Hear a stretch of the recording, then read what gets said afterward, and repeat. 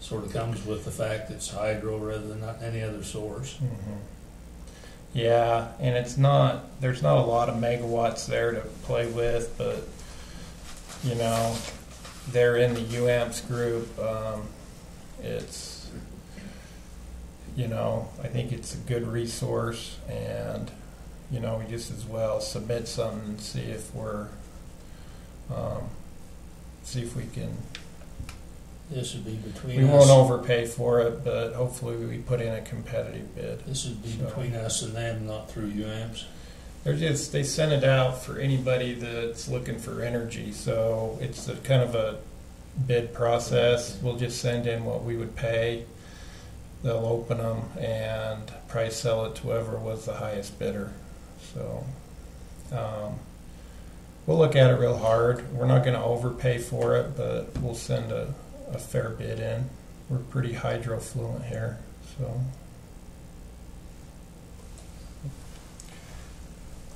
All right, and with that, Mayor, I'm done. Oh, thank you. Yeah. Been busy, Jason. Thanks for your work and time you put in keeping us informed. Did anybody from staff have anything else to report the board, or? I do. Well, it says 20 minutes. I get my 30, right? There you go. Fair's fair. No, I won't be very quick. I mean, I will be very quick. Sorry. Okay, time. We're in the budgeting window now. So, as Jason mentioned, we're going to have a facilities committee to talk about our capital plan. We've been working on it internally for about a month now. So, at the next board meeting, expect to see and vote on the strategic plan, which will basically be our capital plan. I will get it out to you a little more in advance than the board packet, just so you have more time to review the individual project sheets and stuff. So then in October, that's a normal window for us to explore any benefits changes. So the benefits committee will need to be meeting here shortly to talk about any changes to the company benefits, because once we know what benefits we're looking at, then we can finalize our preliminary budget, which will come to you in November at the November board meeting. Then that'll give you some time to review it and set the public hearing for the budget, and whether you want to do that separate or combined with the board meeting night, that's up to you to decide at that time too. So December will then have either both a public hearing on the budget and a board meeting, 2 separate nights, or they'll have them on the same night. So then we'll be voting, or you'll be voting to approve or disapprove the budget in December. So there's a lot going on in the coming months, something every month from me. So item number 2, NISC, our chosen new accounting software. We've sent them quite a few process and other types of documents, different reports and stuff that we've been using to this point. They will be here. They're really 3 different shells. We're buying 2 of the 3 shells right now.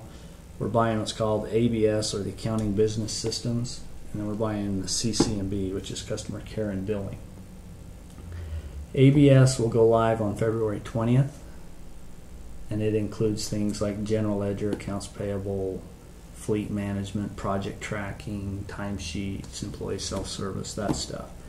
And then on May 2nd, CC&B will go live, and that includes all of our customer related issues. So whether they'll pay their bills, the new Smart Hub, where they'll actually go out online, be able to see their energy usage, all that stuff, that will go live on May 2nd as well.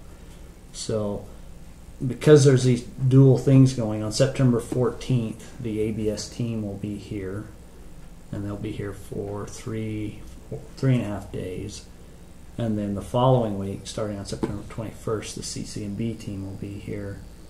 And these 2 visits are really to take everything we've sent them, sit down and watch us do it, and then start talking about what it is we ultimately want. From the 2nd and 3rd week of September, we'll then go into a about a 2-month window where they'll actually build our system for us. And then in December, they'll be back to do scenario training, which is basically train us on how the system works. There's a whole bunch of online trainings that all of our employees will need to, that all of our employees will have to actually take at some point. Some of them have to take a lot more than others, but that will happen through the middle of January. The end of January, first part of February, we'll actually transmit all of our accounting business data to them. They will roll it into the system as built, and then they'll train us with our live data in January. And then 3 days before we go live on February 20th, we will then export out of our current system and import into that system all the live data that's transpired from the January export. And then we'll go live on the 20th. Same kind of thing will happen in March. We'll have much more pointed training on the CC&B, and then on April 30th, that's a Saturday, they will come to town. On the May 1st, that's a Sunday, we'll do all of our export and import, and we'll be live ready to go on Monday the 2nd. So there's a lot going on with the new accounting software. In addition to all that, we have chosen to go with Freedom Billing for our monthly billing statements. So starting in October, we're hoping it's October, I don't see why it couldn't be, our customers will now receive a full sheet of paper, invoice folded and inserted. So no more of the postcards. More information will be made available on those. Does that be in an envelope? It'll come in an envelope, Okay. and it'll tear off the bottom piece. That's a better system.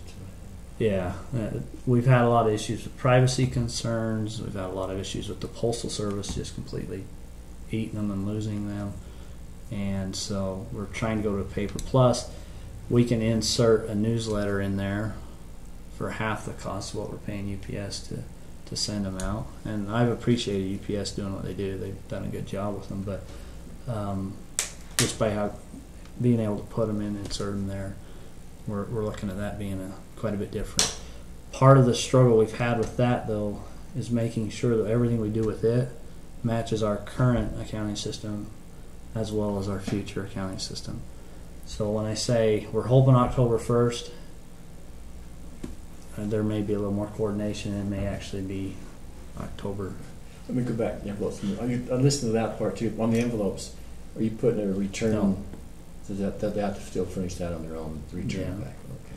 The reason we looked at that, and the cost is only about 2 cents an envelope, so it's not cost prohibitive, but a lot of people just throw them away, and we're not having that many coming into the office, and we continue to have more and more go auto pay online, and so we look That's at the it. growth. Mm-hmm.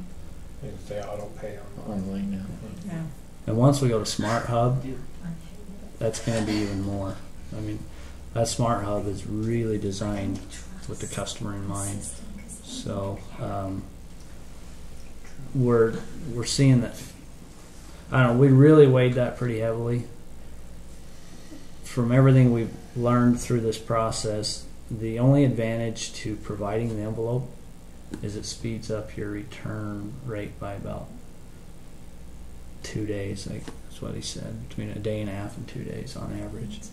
So Would it save if people say, send me the bill online?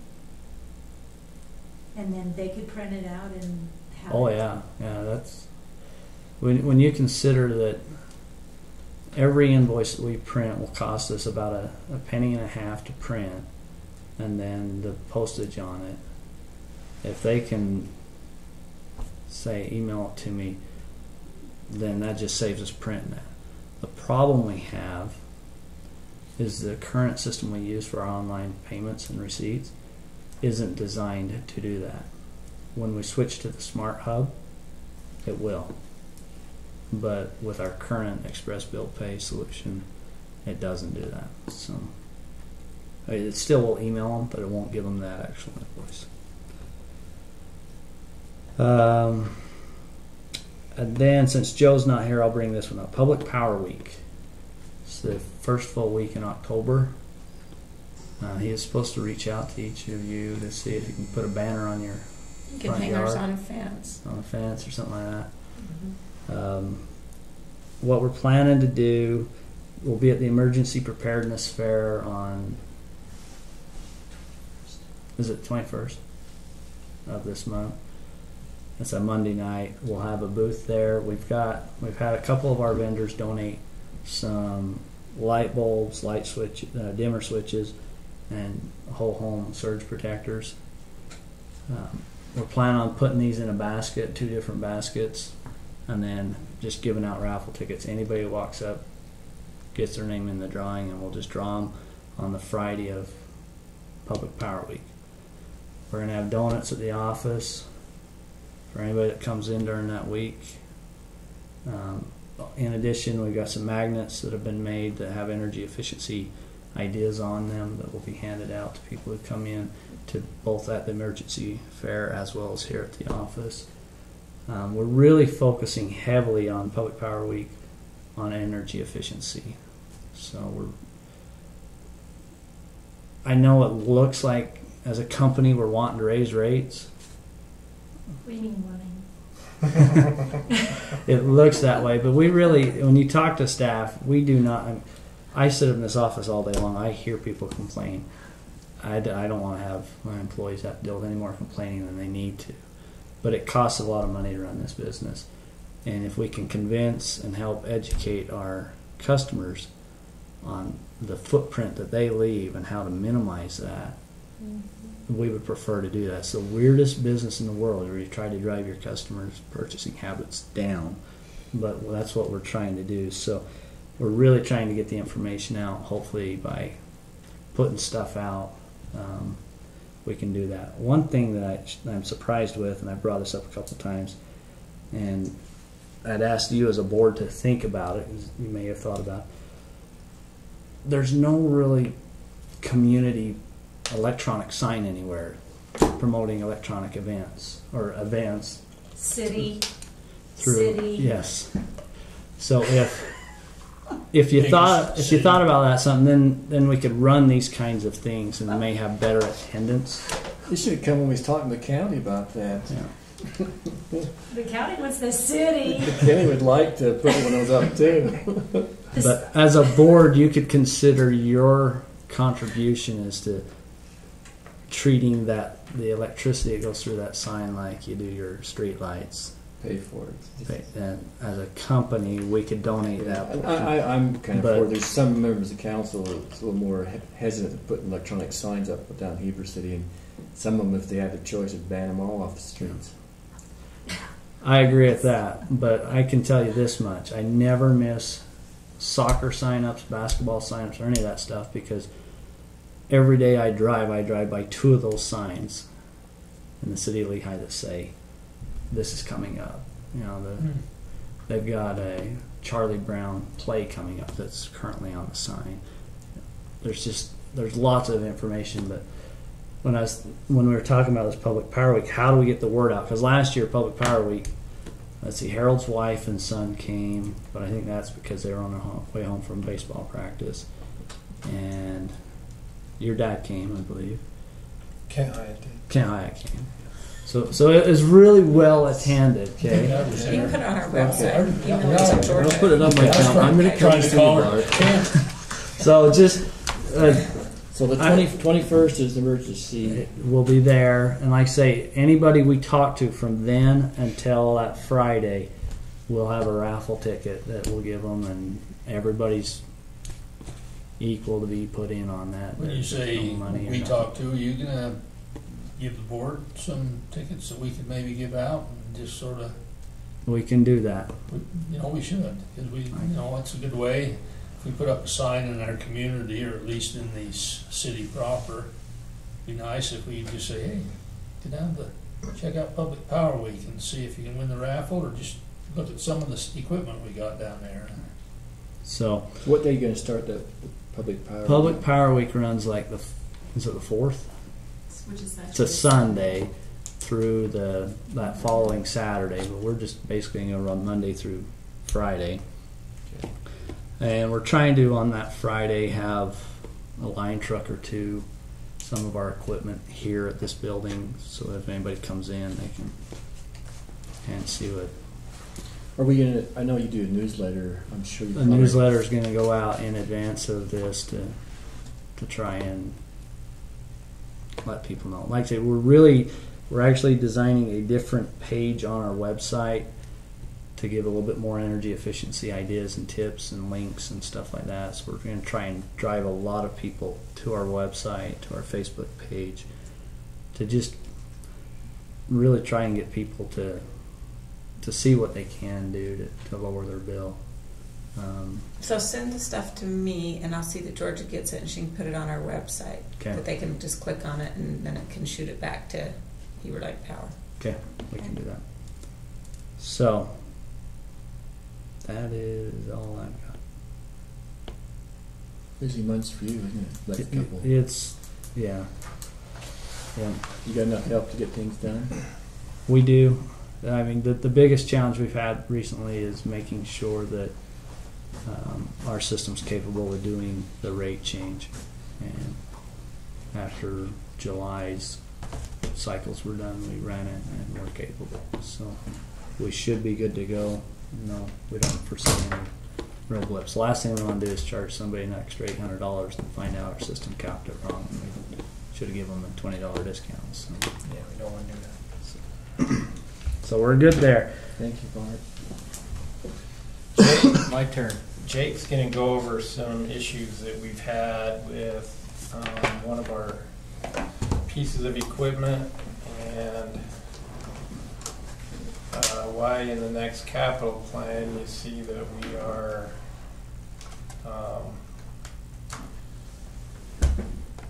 trying to get these things changed out. Mr. Power.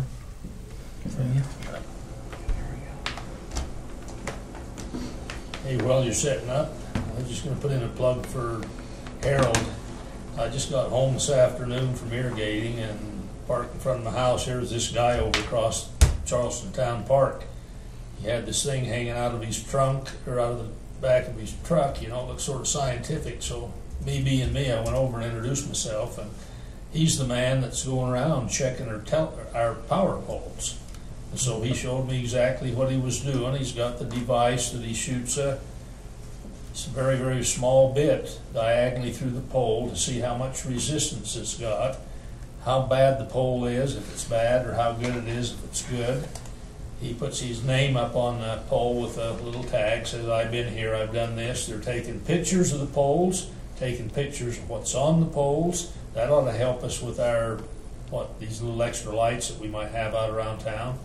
So I was impressed. It's very scientific. It goes into the computer, he registers it, and when it's all said and done, we're going to have that data in hand, and it'll benefit us an awful lot. Yeah, I'm going to have Harold report in the next board meeting on both the pole, that study that's going on, as well as the Raptor safety study that we had done. It was just coincidental, though. I thought it was great that I was there and he was there at the same time. Little Nissan truck. Yeah, just, you know. Heber Light Power Heber on Light the side, sticker on the side. and this company. You know, I didn't see Heber Light Power. Maybe. It's on the other side. Okay. All right. As Jason said, I've got a couple, I threw some pictures together. I was going to go over a couple things. The first one is the reclosers.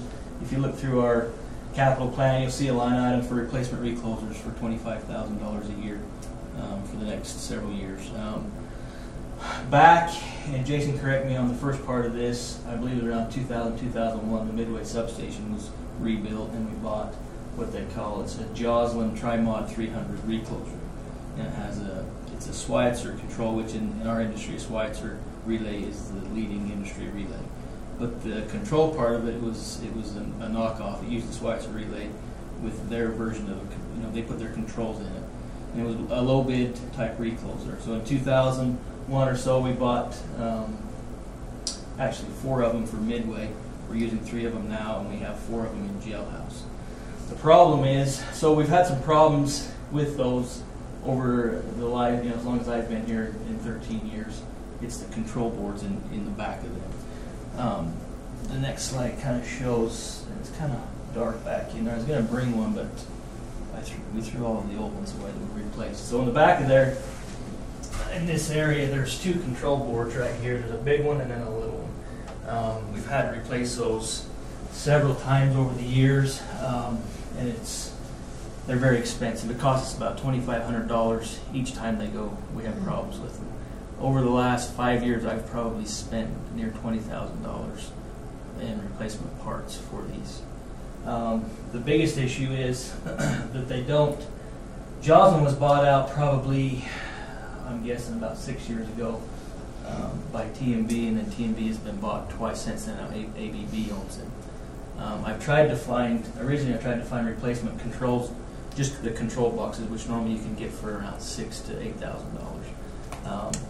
But the problem is they don't make one that will tie right into the recloser, which is the upper portion of this, right in that area. So that's the recloser part. So that's the breaker. That's where the power flows through. And then the control is like the breaker in your house, only it has brains. It's what protects our system and protects that circuit. It opens and closes the breaker and things like that when there's faults. So I couldn't find, they don't make a replacement just to unbolt that and put a new one in and tie it into the recloser. So we've got to replace the whole assembly, which is the recloser and the control, for around $25,000. So we're going to be in the process of getting a price on the one I've decided to go with, which is an Elastomold product and a Schweitzer 651R relay. And they don't have, the new ones don't have, it's a Schweitzer product, so they do not have these control boards in the back. What these control boards, these capacitors feed through there, and it controls the opening and closing, and all the CT currents go through there. And over time, they're just wearing out. The product just isn't that great, never was. So that's kind of why we're changing them out. The other big thing with that is they've told us they're not going to support these anymore in future years. We're not even going to be able to buy them. And it takes 4.5 months just to get them. And the problem is once they go out, I've actually got one recloser out of service in Jailhouse right now because I don't have parts. We've used the two that I had. And we're waiting 4.5 months to get it. So once they go out, the breaker will not break properly. So it's a bad thing. Just bypass it, or? We, on that, we just switched load to another circuit. Okay. It's what we call JH5, Jailhouse 503. So right now it's feeding off the Chloe substation, which comes down by the one stop and catches some of the Main Street area and down back towards behind McDonald's in that area. So we were able to transfer load on that, and we don't have any problems there. But that's why we want to replace them. Just want to make you aware that that's why we're doing that. And we've budgeted 25 to buy one each year. If our budgets allow, we've got 7 of them total in service right now. We're going to have to replace over the next few years. So if we have more money in the budget, we can actually buy more than one. I would like to do that. Don't want to wait for them to fail and then replace with something on the shelf, right? I've got two sets of boards ordered right now. They're not going to be here for another 3 months. So I've got some risk right there right now. If we change one out, we get a board. Yes, true. So once we pull one out, we get more parts. There's no support on them. That's the thing. You can't even talk to anybody anymore about these things. So that's why we're doing that. I'll go through another couple slides together. I want to give you an update. Heber substation transformer pad. So this year we had in the budget to pour this pad for the second bay in Heber. And also part of that we're going to we need to purchase a transformer. So this year we plan on setting an RFP out this fall and cutting a PO towards the end of the year and paying the first payment, which is usually 20% of the total cost before the end of the year. We poured Probst Electric. I sent out bids to 4 contractors. Probst Electric was the winning bid. They completed that about a month ago. That's what it looks like now. When you say Heber substation, is this the one Down by It's just down by us. Okay. When we started this project back in 2007, and we've done it in 3 phases. We put the 46 breaker in and poured the pad for the first transformer. back in 2007 time frame, and then the next year we put the low side, the 12 kV side in with the breakers, and then the next year we put the 46 side actually behind where that is. That's where the old substation used to sit, is right where basically from there back towards the south, and then back towards the road was where the old substation sat. So we kept that in service as we built it, and then we've built it in phases up to this point. And next year the plan is in the budget. We've called it substation Heber substation phase 4. Essentially, that's what it's going to look like when it's done. That's the other bay. We're just copying what's there, the same engineering structures and everything, and putting it over there. So that will add capacity to the substation, reliability to the system. It's a highly needed project for the company. There's 100% impact Yes. fee. That's good. Yeah, That's 100% impact fee.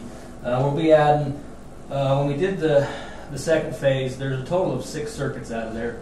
We're using 4 of them right now. We've got 2 spare bays. Part of this project, I'm going to have all the engineering done for both spare bays, the wiring diagrams and everything. We're going to actually put 1 in. We originally were going to put 2 in, but Harold and I talked and we decided just to do 1.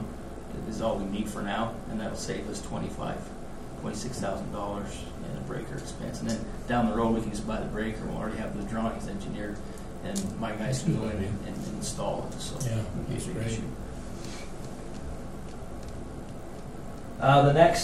The next thing, had an issue up at the Upper Snake Creek Power Plant last Friday. One of my guys called me, and they sent me a video actually, and the turbine was running. You can see water starting to spewing out. There's a shroud that was over this. There was water starting to spew out this way, and the generator sits right here, so it was a big concern. We shut it down immediately because once water gets in there, it'll be bad. So we went up there Friday afternoon about 3 o'clock, 4 o'clock, tore the unit apart, and what we found was there was a piece of wood in the needle valve, which comes from up in the tunnel. So that was the original problem that we found. We opened it up to look, found the piece of wood, which is kind of what we assumed was going to happen, which usually when this happens, the needle valve's either worn funny, and I didn't get a picture of the needle valve, or there's something in it, because it's only open a small amount. It's at 800 psi coming out of that needle valve. So it's open just a small amount for the water flow. And so nothing can get through it. It gets lodged in there, it causes the spray to go funny, and then it goes up in there and comes out where it shouldn't. So the problem is, so that was the first problem. The other problem, you see right here, when we did inspection in this spring, and the buckets, so these are the buckets on the Pelton wheel, and there's 17 of them. You can see this little spot right here. There's a chunk of the bucket missing. And there's about probably half of them that are missing pieces. So that's an issue over time. It will just erode more and totally destroy the bucket and cause vibration issues once the balance gets too far out. It can cause bearing issues. So that's something we're looking at doing. We actually rebuilt that 4 years ago. Had a company that we've used in the past quite often. They took it down, and what they do is they essentially just go in there and they weld material and heat it up and weld it. Fill it back up. And then they grind it out, and then they put it on a balancing shaft and they go through and So balance just it. patch it, basically. Is that from debris or cavitation? I don't think it's from debris, and that's pretty clean water that comes out. There's a little bit of sand that comes out of the tunnel, but there's not a lot, and we don't get a lot of wear. Usually when you see sand wear, you'll see it's pitted. It's more of a failure on the weld, on the previous fix is what it is. Now they either didn't heat it up enough when they welded it in, or it just wore enough that it pulled that piece out of there. So 4 years ago we rebuilt it. It cost $25,000. I'm using a different company now, and they came up today and looked at it. He gave me just out of his mouth budgetary quote, which he'll actually put it on paper when he looks at it, of $12,000 to do this. So I'm getting quotes on that. Jason and I talked. We're going to get quotes on a new engineered wheel that could possibly increase efficiency, but budgetary it'll be between $50,000 and $60,000. So that's will be a decision we'll have to make in the future. You still have to get this back online then. Yes. We've made repairs. We've got the wood out of there, and that kind of goes into the next part of the slide. Oh, actually, I had a closer one. So that's a close-up. And we've determined it's not cavitation, it's just failure, because previous pictures I had, you could see weld in there where they repaired that. Because when the jet hits it, that's where the brunt of the force hits is right here in the middle, and then it splits, and the wear usually gets right there. So that's usually where it's repaired. And so we don't think it's cavitation or an alignment issue. But the guys have been up there working. I don't know if any of you been, how many of you been to the Steamboat Tunnel? I'm sure the folks from Midway have been there, up top.